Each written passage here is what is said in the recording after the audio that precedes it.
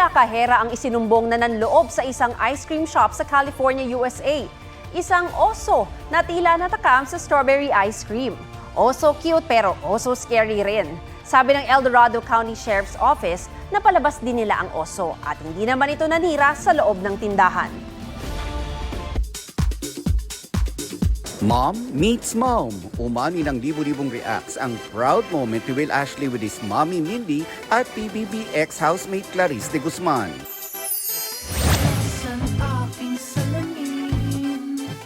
The long wait is over for Barda fans. Muling mapapanood sina Barbie Fortesa at David Licauco sa Beauty Empire. Baka this week na po lumabas ang role ni David as Javier. Mapapanood yun na po ulit ang Bardon. Happy dahil nakapag-acting na ako. And sabi ko kay Barbie, na-miss ko siya katrabaho, especially sa larangan ng acting dahil the past few months, what we have been doing was shoots, diba? So, not yung acting talaga. Bukod sa serye, busy rin ngayon si Barbie sa iba't iba pang commitments, habang si David naghahanda namang bumalik sa kanyang first love. I'll be playing basketball sa FIBA Light Quest, which I'm really looking forward to. Something na matagal ko ng pangarap. So now na, like I'm getting to play, especially playing with mga players na professional and international. Baga ng panahon, ako'y nangambon, wala. Babalikan din ni Khalil Ramos sa kanyang first love, ang pagkanta. Para yan sa pelikulang One Hit Wonder featuring OPM hit songs noong 80s at 90s. Nagsimula ako sa industriya as a singer lang talaga. Hindi ako marunong umarte. Yung role ni Entoy, yun din yung pinangahawakan niya. Alam niyang magaling siya magsulat, magaling siyang kumanta. I was once like Entoy na may pangarap lang maging isang magaling na artista.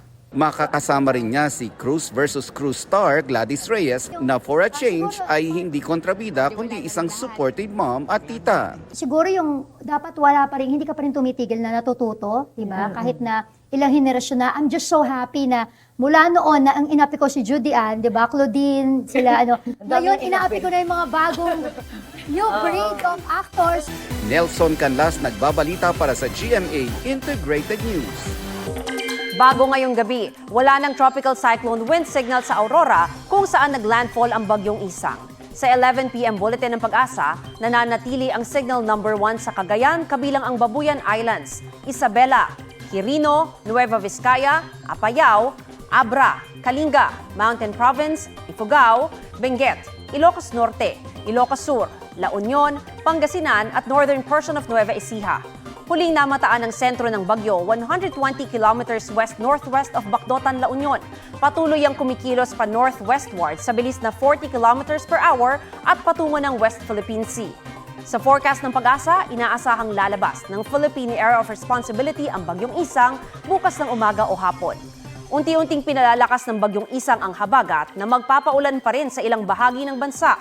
Bukod sa bagyo, may binabantayan din bagong low pressure area na nasa 1,290 kilometers east of northern Mindanao. Mababa pa ang tsansa nitong maging bagyo pero posible itong magpaulan sa eastern Visayas at eastern Mindanao ngayong weekend. Huwag magpahuli sa mga balitang dapat niyong malaman. Mag-subscribe na sa GMA Integrated News sa YouTube.